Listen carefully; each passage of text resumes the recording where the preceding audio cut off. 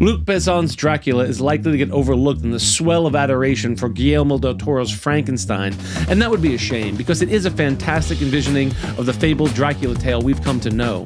Hey, I'm Mike, I studied film, I work in TV. If you love movies as much as I do, hit that subscribe button and get notified when new content's posted.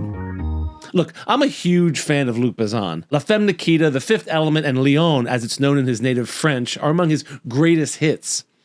That's a Léon poster right there. I love that movie so much. And who could forget the Transporter series of films, or his work with Jet Li, Kiss of the Dragon, and Unleashed. He's the kind of director that has quietly been making great films like Subway and The Big Blue earlier in his career, and Lucy with Scarlett Johansson more recently. Not precious, just putting the work in, making great movies. And his envisioning of Dracula is no different. It stars Caleb Landry Jones as Count Dracula, and Zoe Blue as his love interest, Minnie, or Elizabeth. Other than being a modern-day imagining of a 19th century novel by a talented visionary director, it has nothing else in common with Guillermo del Toro's Frankenstein. Oh yeah, it too stars Christoph Waltz.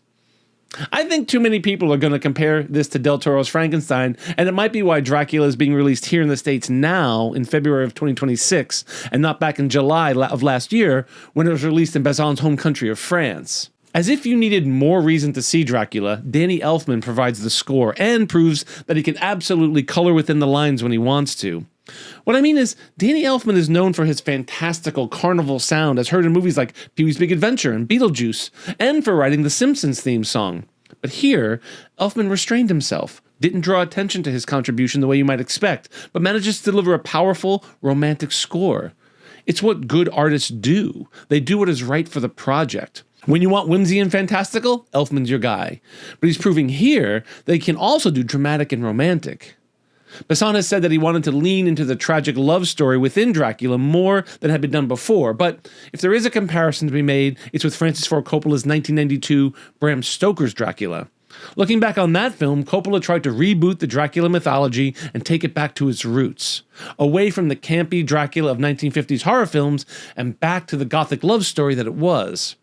Besson was doing the same thing. Instead of Gary Oldman and Winona Ryder, we get Caleb Landry Jones and Zoe Blue.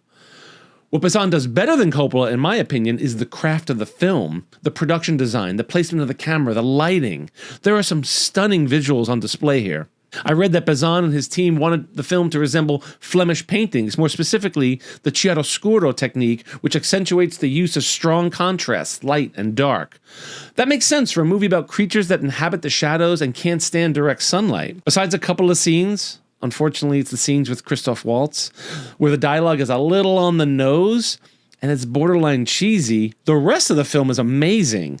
I don't want to give away any spoilers for a film based on a book that is nearly 135 years old, but the love story between Dracula and Elizabeth is so good that I regretted the ending.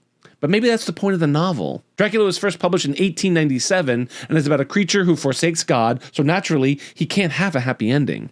Leave it to a French director to find a love story within the pages of Dracula so powerful that as an audience, we are rooting for the heathen monster who sucks the blood of a convent full of nuns and makes servant gargoyles of little boys. We want his love story to succeed. Luc Besson's Dracula is not breaking new ground for Dracula necessarily, but it frames Dracula in a new light, a sympathetic light, a man who lost the love of his life and who has forsaken God, who in turn does not provide him with the gift of death, to then use that curse to await centuries for the love of his life to be reincarnated just to meet her again and fall in love with her all over again. It's a beautiful story. Anyway, Luc Besson's Dracula is set for a February release date here in the States. This is one of those films you really should see in a theater. I'm still burned that I missed the tiny window that Netflix afforded Guillermo del Toro's Frankenstein in theaters, so hopefully this will have a longer theatrical run. If you can see it there, I highly recommend it. I'd love to read your thoughts on Luc Besson's Dracula in the comments below. As always, film is about community. I'm Mike, and I love movies.